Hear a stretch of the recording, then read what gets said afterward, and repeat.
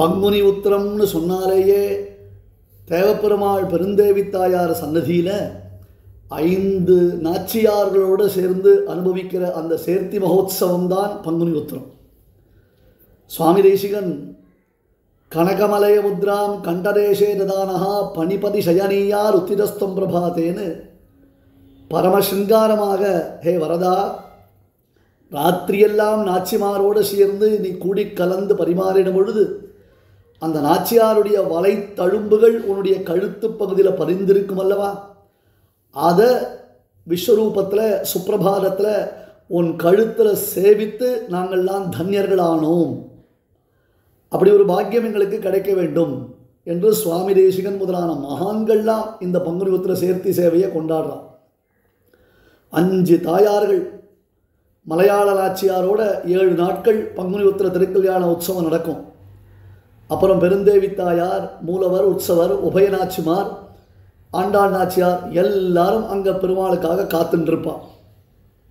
வரதன் நிதானமாக எழுந்தருளுவான்.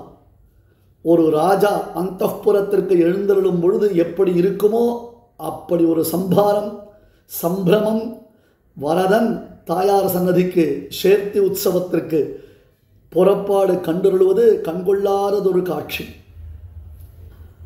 மறுநாள் காலத்தால் விஸ்வரூபத்தில் முட்டி மோதின்னு ஓடி வந்து சேவிப்பா. எல்லாரும் அகமகமிக்கையான்னு ஓடி வந்து சேவிப்பா. அதை விட அந்த மறுதினம் மாலையில் 5 நாச்சியார்களோட அவன் பத்தி உலாத்தல் கண்டருளுவது ஒரு தனி அழகு.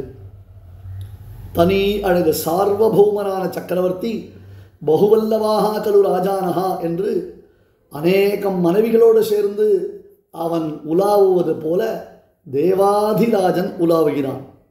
இந்த சேவையை ஒரு ஸ்லோகமாக நாம் அனுபவிக்கலாம்.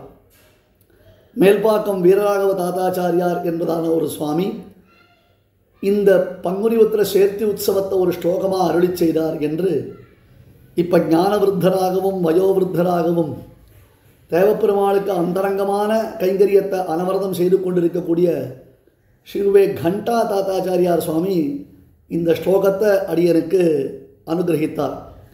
ஸ்ரீபூம்யாம் பார்ஸ்வதாபியாம் கரகமலகணத் பத்மகல்ஹாரகாபியாம் பாந்தம் ஹஸ்தைஹி சதுர்பிஹி தததமுருகதாः சங்கசக்ராபயங்கான் ஸ்ரீகோதா கேரளீபியாம் பரிமளிதமஹாதேவிகாபியாம் சமேதம் ஸ்ரக்வஸ்த்ரோதாரபூஷாம் சமிதனதருஜம் நௌமி தேவாதிராஜம்.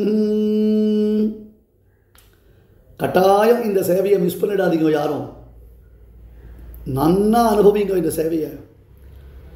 திருமகள் மண்மகள் நீளமுதலா எல்லா தேவியரும் தன்னுடனே திகழ்ந்திருக்கேன்னு